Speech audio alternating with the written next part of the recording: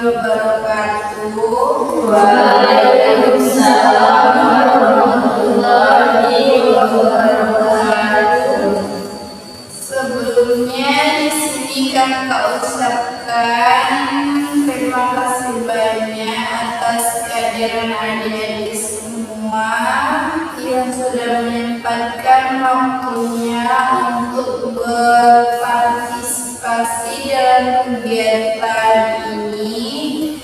Alangkah baiknya untuk memulai kegiatan pada hari ini kita berdoa menurut agama dan kepercayaannya masing-masing. Berdoa mulai.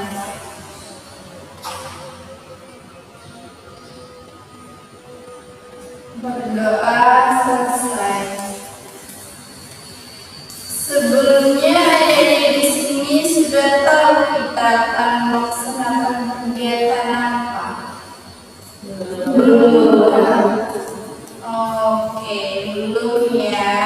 Baiklah, kakak di sini akan memberitahu bahwa kita akan melaksanakan kegiatan apa. Yaitu kita akan melaksanakan kegiatan konseling kelompok. Apakah di sini adik-adik sudah pernah melakukan kegiatan konseling kelompok sebelumnya? Belum. Oke, belum ya. Jadi konseling kelompok itu dorongan dan motivasi kepada individu untuk membuat perubahan dengan memanfaatkan potensi secara maksimal sehingga dapat mengaktifkan dirinya. Dari pengertian kakak tadi ada yang bisa mengerti? Kalau tidak bisa kakak ulangi. Belum ya. Baik, kakak akan mengulangi apa itu konseling kelompok. Konseling kelompok itu adalah memberikan dorongan dan motivasi kepada individu untuk membuat perubahan dengan memanfaatkan potensi secara maksimal. Apakah adik sudah bisa mengerti? Oke, selanjutnya di sini kakak menjelaskan yaitu tujuan dari konseling kelompok. Tujuan dari konseling kelompok ini adalah agar seseorang menjadi lebih terbuka dan jujur terhadap diri sendiri dan orang lain, belajar mempercayai diri sendiri dan orang lain. Oke, itu tujuan dari konseling kelompok. Kalian sudah bisa mengerti? Oke, selanjutnya ada asas-asas ya di konseling kelompok ini, yang mana asas-asasnya itu ada 3. Yang pertama itu asas keterbukaan, yang kedua asas kesukarelaan, yang ketiga itu asas kerahasiaan. Yang pertama kakak di sini yang menjelaskan apa itu asas keterbukaan.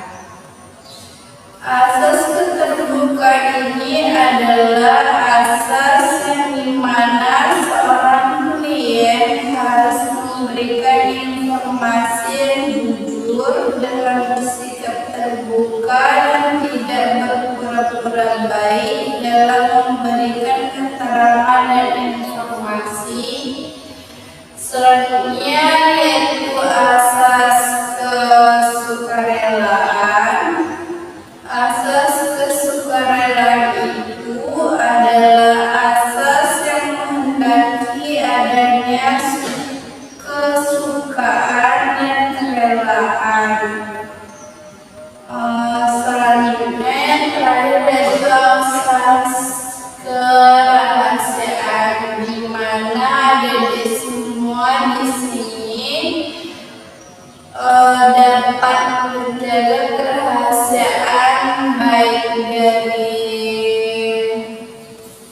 kakak atau dari kalian semua saling menjaga rahasia apa yang kita ungkapkan pada hari ini. Oke, baik. Dari penjelasan mengenai pengertian dari konseling kelompok, tujuan konseling kelompok, dan asas-asas dari konseling kelompok, apakah dari di sini sudah bisa mengerti? Bisa ya. Agar kita lebih mengenal satu sama lain, di sini kita perkenalan dulu ya. Ya, perkenalannya itu dari kakak terlebih dahulu. Perkenalan itu dari rangkaian nama dan hobi. Baik, perkenalan dari kakak dulu. Perkenalkan, nama saya kakak itu Sela Nasi. Bisa dipanggil Kak Sela, Kak Kinan, nggak apa-apa, itu semua bisa. Hobi kakak itu main badminton.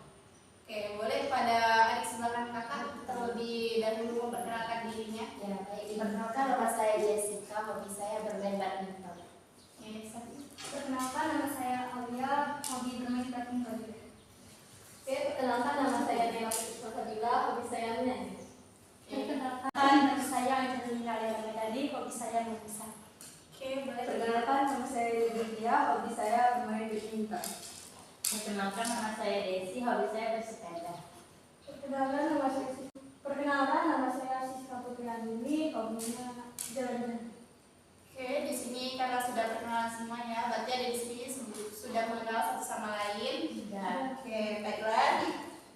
Di sini kakak akan mengulangi penjelasan di awal tadi, di mana penjelasannya itu mengenai konseling kelompok, terus tujuan dan asas-asas dari konseling kelompok. Baik, kakak di sini akan memulai menjelaskan apa itu konseling kelompok. Konseling kelompok itu adalah memberikan dorongan dan motivasi kepada individu untuk membuat perubahan yang memanfaatkan potensi secara maksimal sehingga dapat mengaktualisasikan dirinya.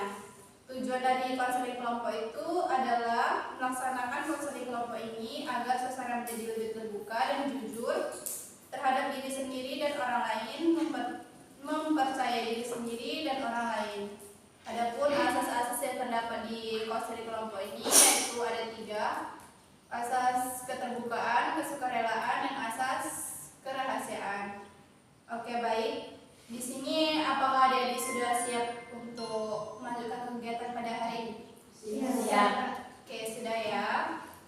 Baiklah, di sini kita akan membahas topik bebas, di mana adik-adik di sini bebas untuk mengemukakan masalahnya apa saja.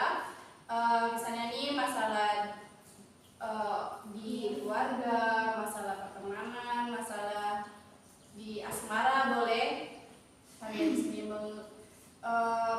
menyampaikannya kepada kakak. Boleh dari sebelah kanan kakak boleh mengungkapkan perasaannya yang sekarang, apa itu misalnya permasalahan kemarin yang masih menjadi trauma sampai sekarang, boleh diungkapkan. Baik, kawan-kawan, saya akan menceritakan atau mendengarkan isi hati saya sekarang ini dan yang lalu. Jadi sekarang memang kita itu lagi dilibatkan oleh perekonomian, di mana ekonomi kita itu sekarang lagi sangat minim. Sedangkan kita di sini menjadi anak perantauan, kos juga bayar, gak sedikit bayar untuk kos itu. Setiap minggu dikirimi, belum lagi bayar untuk biaya kuliah, belum lagi untuk motor segala sebagainya. Jadi kita di sini sebagai anak pemikir, jadi kita itu susah, gak mudah sebenarnya. Gimana kita harus Jadi gini kak, saya tuh punya masalah sama adik, sering berantem terus gitu. Jadi kadang tuh sering dimarah, adik saya tuh sering dibanding-bandingin gitu. Nah, intinya saya tuh punya masalah dengan saudara saya sendiri. Kayak lagi gini yuk, ini trauma dengan abang sendiri waktu SD, mungkin SMP ke SD itu. Jadi kan cerita itu kan malas, disuruh sama mama tekan. Nah, abang ini bertindak dengan cara yang kasar, cek itu narik rambut, cek itu natun jewer kuping, cek itu naik. Yang sampai sekarang itu ada yang bikin trauma. Dia main itu. Kalau misalnya papa aku tuh ya, udah beraninya kalau papa aku pergi kemana tuh yang berani orang adiknya. Ada pakai baju. Oke, boleh deh. Jadi ini Kak permasalahan tentang LDR. Dia di Korea sedangkan aku di Bengkulu Kak. Terus tuh apa namanya kami kan berdua tuh LDR ya Kak.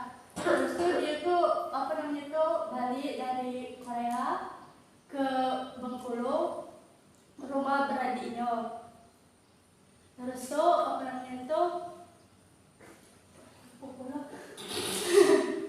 terus tuh apa namanya tuh kami tiba-tiba putus cak itu naik Kak. Terus tuh pada putus tiba-tiba putus tanpa alasan.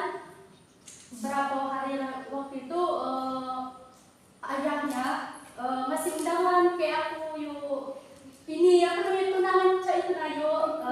Padahal dari SMA pacaran bertahun-tahun nikahnya kayak orang cak itu nayo cak itu nayo.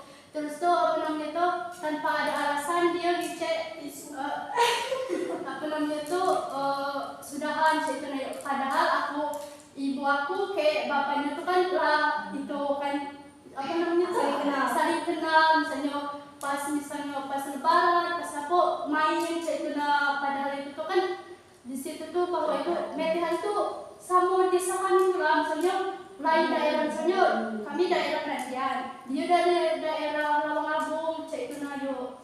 Nah dia tuh padahal itu tuh apa namanya tuh mantannya pertama itu mantannya yo.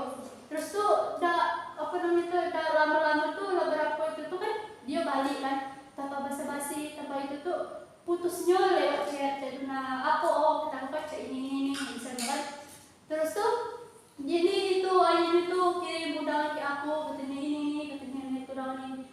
Nah sakit hati kan. Padahal kan itu udah bertahun-tahun kan. Terus tuh tapi dia nggak punya itu kan bentuk apa namanya tuh dia tunangan datang aku yuk. Tapi apa namanya tuh ayahnya tuh ngecek itu ya aku misalnya dia ikhlas dia jalan kayak itu tuh cerita aja. Oke, boleh deh lanjut. Saya jadi curhat sama kakak, saya curhat tentang masalah percintaan. Jadi saya tuh mempunyai mantan kak. Nah sama mantan itu udah punya hubungan yang lumayan cukup lama lah, setahunan. Cuman kami putus dengan ada salah paham. Jadi sama mantan itu udah sama-sama kenal keluarga, sama kakak udah kenal. Nah karena mantan itu salah paham, dikirain selingkuh, padahal enggak. Tapi nggak taunya dia yang udah posting cewek lain. Jadi disitu tuh udah trauma sama percintaan. Tapi sampai sekarang masih temenan baik. Jadi kadang bingung harus gimana posisi kayak gitu, apa tetap menerima teman baik. Jadi gini Kak, kan aku ada kawan kan memang dari kecil tetanggaan juga dari umur 3 tahun kan. Nah sering yang berantem Kak, mau sekolah berantem, mau pergi-pergi pokoknya sering adu mulut lah, tapi gak pernah lama kan Kak. Terus dia apa namanya 2 hari yang lalu kebetulan dia ini ke Jakarta kuliah di sana balik. Terus sering ini Kak, hari ini sering rindu gitu dengan dia tuh. Tapi tuh malu gitu Kak, mengungkapkan kayak rindu gitu dengan dia tuh. Karena kan udah 18 tahun sama-sama terus kan. Jadi kalau mengungkapkan rindunya gitu tuh malu gitu sama dia tuh. Itu aja sih. Oke, boleh deh.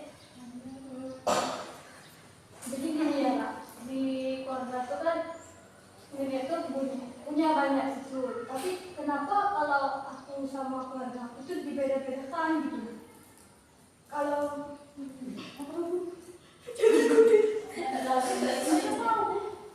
kalau misalnya pakai hati. Kalau misalnya aku cucu yang lain itu kalau misalnya minta uang nenek tuh dikasih. Nah kalau misalnya aku sama kakakku tidak dikasih, dijanji-janjikan aja.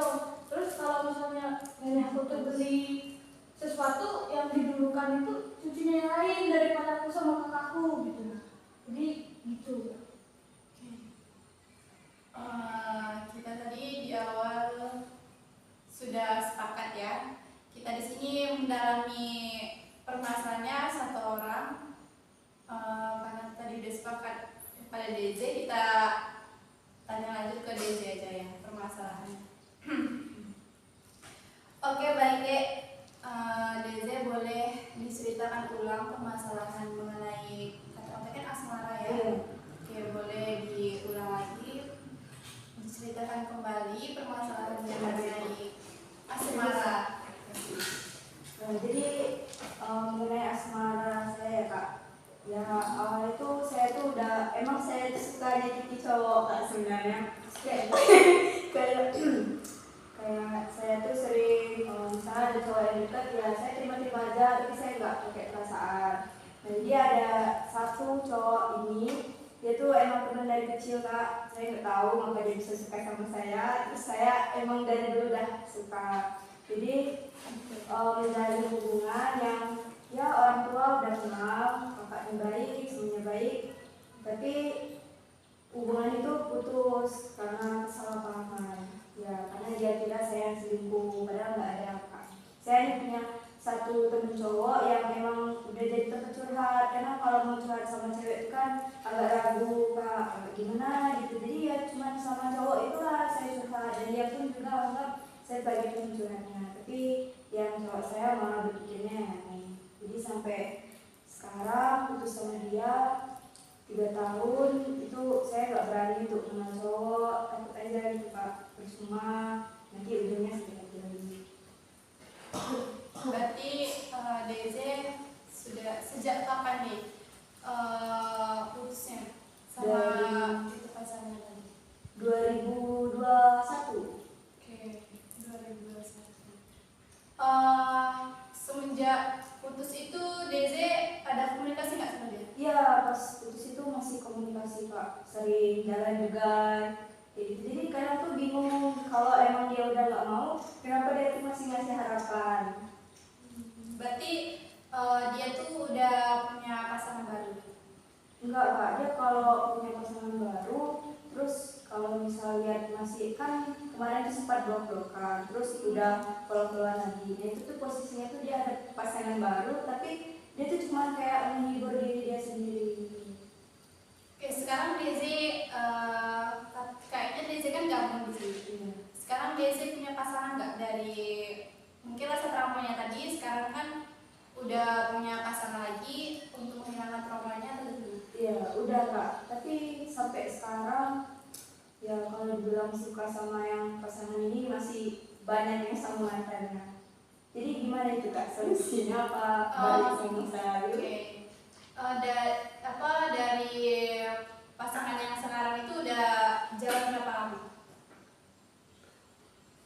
Setengah tahun Kak. Oh, pasangannya itu dekat sama DZ apa gimana? Pasangannya maksudnya dari lingkungan kuliah? Iya, dari lingkungan kuliah. Dekat, berarti setiap hari ada kontak-kontakan sama Iya, dia? setiap hari. Oke, berarti DZ di sini masih gabung ya sama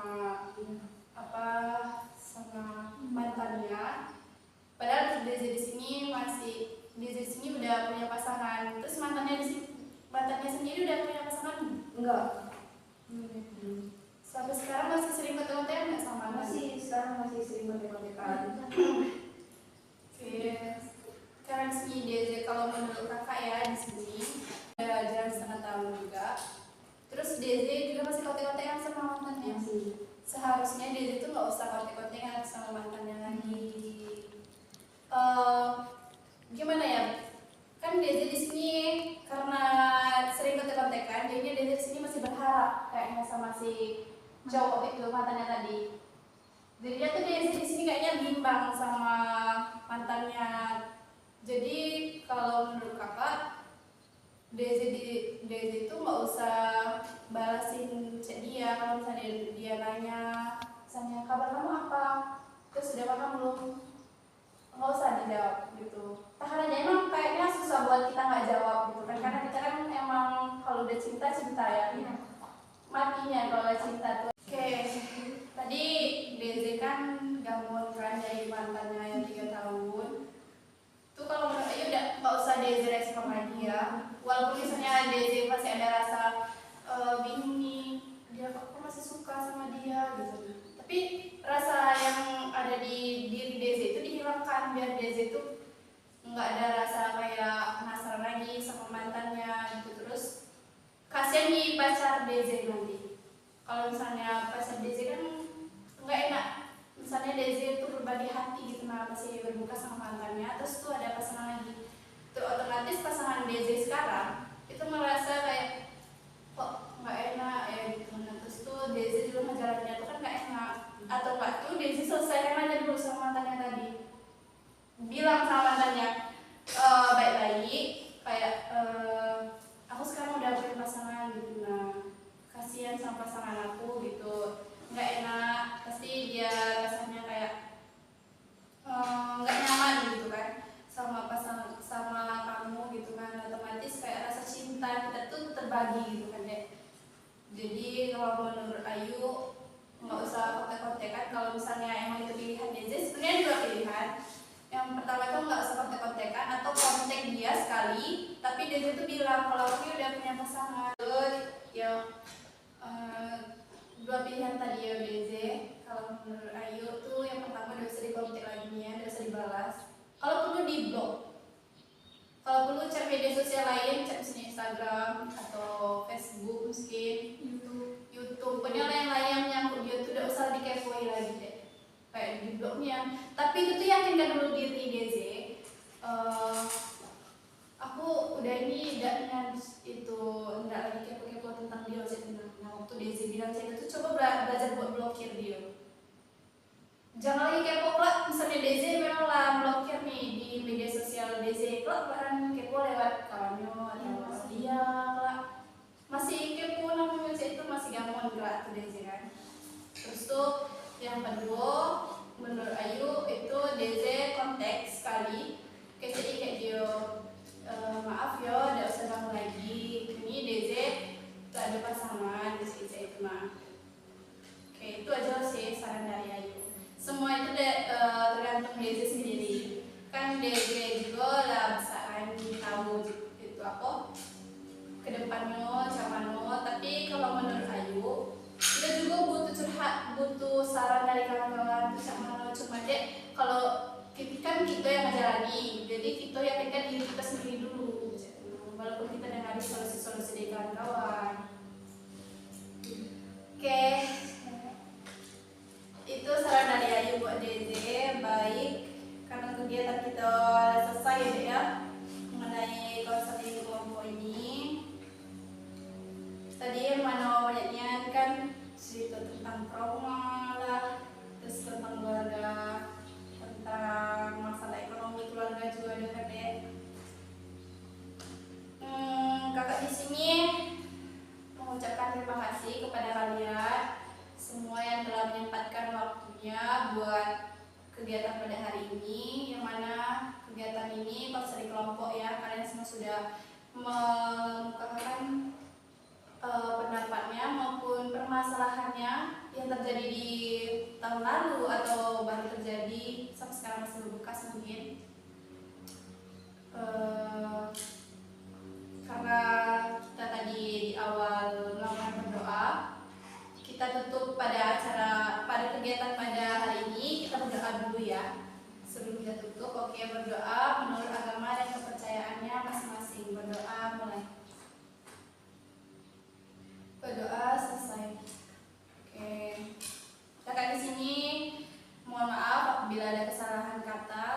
Terus dari ke kalian semua, kakak akhiri. Wassalamualaikum warahmatullahi wabarakatuh.